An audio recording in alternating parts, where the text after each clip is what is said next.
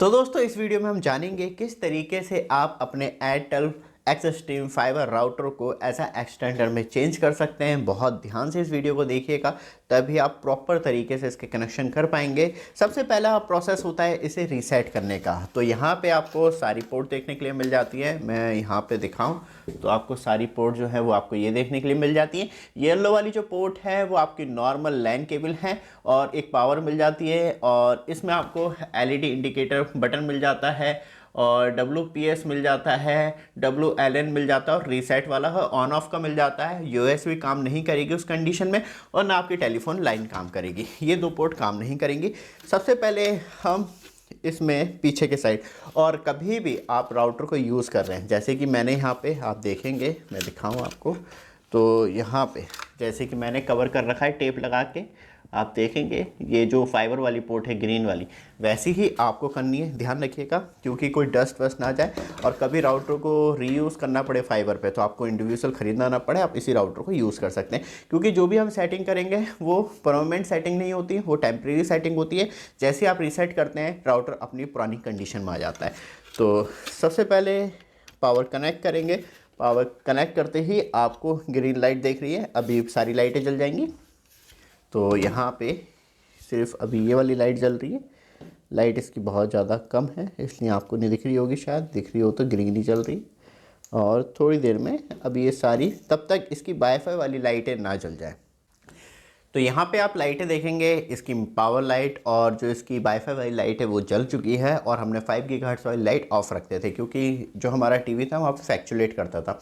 तो आप दोनों ही कर सकते हैं। दो चीज़ें इसमें हम सबसे पहले करेंगे क्योंकि यहाँ पे ये हो गया है। और जैसे ही हम इसे एक छोटी सी पिन, नॉर्मली मैंने मोबाइल इंजेक्टर वाली सिम ले रखी है, तो यहाँ पे सिम इंजेक्टर की जो सिम होती है इसे मतलब दबा के रखेंगे, और ये सारी लाइटें जैसे कि प्रॉपर स्टार्ट होने के बाद, ये एकदम नहीं है कि जैसी पावर हुई, और अराउंड 20 सेकंड के बाद ये सारी लाइटें रेड हो गई हैं। और अब ये रीसेट सारी लाइटें जल रही हैं, शायद आपको दिख रहा हो तो यहाँ पे आप देखेंगे सारी लाइटें जल रही हैं। और अब ये रीसेट कंडीशन में चला गया। अब इसमें हमें कुछ नहीं करना, बस यही करना था वो जो आपको मुझे दिखाना था कि किस तरीके से रीसेट करते हैं। पिन लगाना है, अराउंड 20 सेकंड के मतलब बात करी जाए तो होल्ड करके रखना है, उसके बाद सारी लाइटें जल जाती हैं। अब ये पूरी तरीके से अनटच राउटर हो गया है। अब आपको अपने मेन राउटर से ईथरनेट केबल, जो आपका एयरटेल का हो या जियो का हो, तो यहाँ से वहाँ से ईथरनेट केबल, और किस पोर्ट में लगानी है मैं आपको बता दूँ। अभी नहीं लगानी है, मैं बस आपको ये बता रहा हूँ। येलो वाली किसी भी पोर्ट में आप लगा दें, और लगाने के बाद जैसे कि यहाँ पे लगा देंगे तो ये अभी एक्सटेंडर नहीं बनेगा। ओके, तो यहाँ पे हम इस पोर्ट को निकालेंगे और डायरेक्टली अब हम इसे डायरेक्टली लेके चलते हैं मतलब इसके सॉफ्टवेयर में, इंटरफेस में, और वहाँ पे किस तरीके से सेटिंग करनी है। तो दोस्तों सबसे पहले हमें स्टार्ट करना है, हम वाईफाई जो हमारा मेन इंटरनेट से कनेक्ट है उसे कनेक्ट नहीं करेंगे।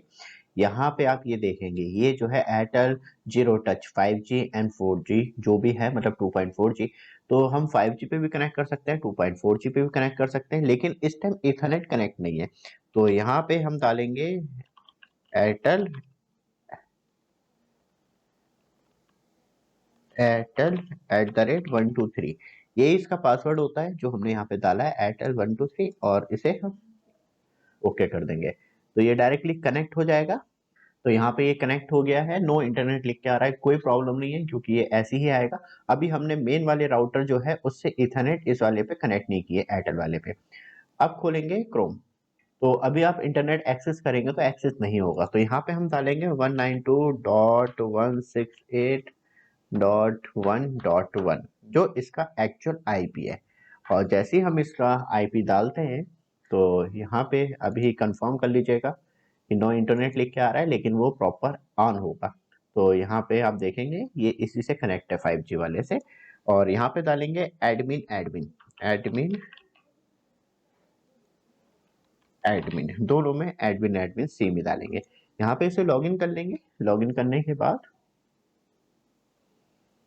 यहाँ पे रिकमेंडेड दिखा रहा है कि आपको इंटरनेट इम्प्रूव करने की जरूरत है। और यहाँ पे जाएंगे हम, पहले हमें करना है वाईफाई जो सबसे ज़्यादा इम्पोर्टेंट है। नेटवर्क में जाएंगे, नेटवर्क में 2.4 एंड मतलब 5 गीगाहर्ट्ज। तो जैसे ही आप जाते हैं तो यहाँ पे आप नाम चेंज कर सकते हैं, जैसे कि नाम चेंज करना चाहते हैं तो कर सकते हैं। और ये WP की जो आ रही है, ये जो पासवर्ड है, इसे चेंज करके सेव कर देंगे तो ये दोबारा से पूरा डिस्कनेक्ट हो जाएगा। फिर आपको दोबारा से कनेक्ट करना होगा, उसके बाद फिर हमें इस पे नहीं जाना और 2.4 गीगाहर्ट्ज पे भी सेम आपको प्रोसेस करना होगा।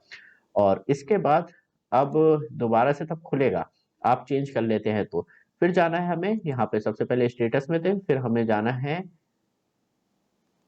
नेटवर्क में। नेटवर्क में जाने के बाद ये WAN DSCP में जाएंगे और मतलब लैन केबल में जाएंगे। लाइन में जाने के बाद ये ऑप्शन आपको देखने के लिए मिलता है।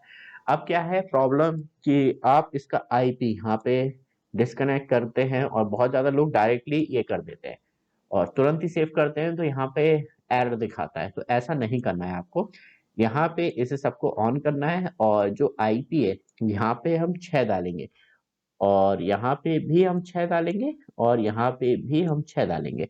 तो अब क्या है कि हमारे सारे IP जो हैं वो 6 हो गए। यहाँ पे हमने 192.168.6.1 और यहाँ पे जो सीरीज है वो, अब ब्लू वाले को हटाएंगे और इसे सेव कर देंगे। और यहाँ पे ये कह रहा है कि IP address change need reboot, मतलब अब दोबारा से स्टार्ट होगा।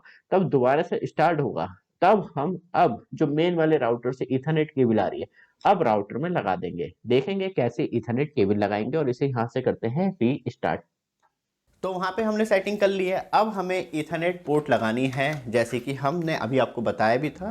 तो लैन 1 में या लैन 4 में जैसे ही आपके लगे तो यहाँ पे वो इंडिकेट करना शुरू कर देगा और ये लाइट जो है लैन 4 की ब्लिंक कर रही है। डैट मीन्स इंटरनेट एक्सेस हो गया। वापिस चलते हैं और देखते हैं स्पीड कितनी मिल रही है। तो हमने यहाँ पे रीस्टार्ट कर लिया है, लेकिन क्या होता है तब लैपटॉप ऑटो जो कनेक्ट हो जाता है वो मेन राउटर से हो जाता है, क्योंकि उस टाइम इंटरनेट नहीं चल रहा था। तो यहाँ पे जो है एयरटेल जीरो टच 5G, इसे यहाँ पे कनेक्ट करेंगे क्योंकि हम अपने आनंद एयर फाइबर मतलब जियो एयर फाइबर लगा हुआ है, उसी से हमने एक्सटेंडर कनेक्ट किया है। तो अब इसका कोई काम नहीं है, इसलिए हमने इसे ओपन भी रख रखा था। अब इसे कैंसिल भी कर देंगे, कोई प्रॉब्लम नहीं है। और यहाँ पे गूगल सर्च करेंगे, जो नॉर्मल स्पीड है वो ये आपको देखने के लिए मिलती है। और यहाँ पे आप देखेंगे कि ये जो चल रहा है प्रॉपर नेट, अब वो एयरटेल जीरो टच 5G से चल रहा है। और यहाँ पे स्पीड टेस्ट करेंगे, जो 30 Mbps का कनेक्शन है उसमें मुझे कितनी स्पीड मिल रही है। क्योंकि हमने 5 गीगाहर्ट्ज से कनेक्ट कर रखा है तो उम्मीद 0% है कि कोई भी ड्रॉप होगा। तो यहाँ पे जितनी मतलब मुझे 30 Mbps का कनेक्शन और जितनी मुझे मिलनी चाहिए उतनी स्पीड मतलब 30 Mbps के अराउंड मुझे मिल रही है। मतलब मैं ये नहीं कहूँगा कि बहुत ज़्यादा ड्रॉपनेस हो रहा है, 1-2 MB का ड्रॉपनेस चलता है, कोई प्रॉब्लम नहीं है। और अपलोडिंग स्पीड लमसम जितना ड्रॉपनेस में हुआ था शायद यहाँ पे कवर कर लेगा, क्योंकि ये सॉफ्टवेयर बेस्ड रिस्ट्रिक्टेड होती है तो इसलिए। तो यहाँ पे आप देखेंगे तो ये पूरा रिजल्ट आपको देखने के लिए मिल जाता है। बाकी कोई भी प्रॉब्लम हो तो आप हमें व्हाट्सएप पे जरूर बताएं, हम आपको सोल्यूशन पूरा प्रोवाइड करवाएंगे। तो फाइनली आपने देख लिया, जो हमारी मेन राउटर की स्पीड है वही सेम स्पीड मिलती है। अब हम इसे मतलब ऐसा स्विचर की तरह भी यूज़ कर सकते हैं, इससे मल्टीपल ईथरनेट केबल लगा के डायरेक्टली आप लैपटॉप डेस्कटॉप में भी यूज़ कर सकते हैं। और दूसरा बेनिफिट ये है कि आप इसे प्रॉपर तरीके से अपने वाईफाई एक्सटेंडर की तरह तब तक आप सेटिंग नहीं छेड़ेंगे, फर्स्ट क्लास चलता रहेगा। और जो वाईफाई वाली सेटिंग है वो भी इंपॉर्टेंट है, याद रखिएगा, क्योंकि दोनों ही चीज़ें, तब आपको वाईफाई मालूम है तो कोई बात नहीं, और तब आपको वाईफाई का पासवर्ड नहीं मालूम है तो airtel@123 ही होता है। तो उस चीज़ का जरूर ध्यान रखिएगा, वाईफाई को पहले चेंज करना है, फिर उसके बाद हम अपनी जो एक्सटेंडर की सेटिंग है उसे ऑन करके डायरेक्टली चला लेंगे। बस यही था इस वीडियो में। रेगुलर अपडेट के लिए चैनल को सब्सक्राइब, वीडियो को लाइक जरूर कीजिएगा। धन्यवाद।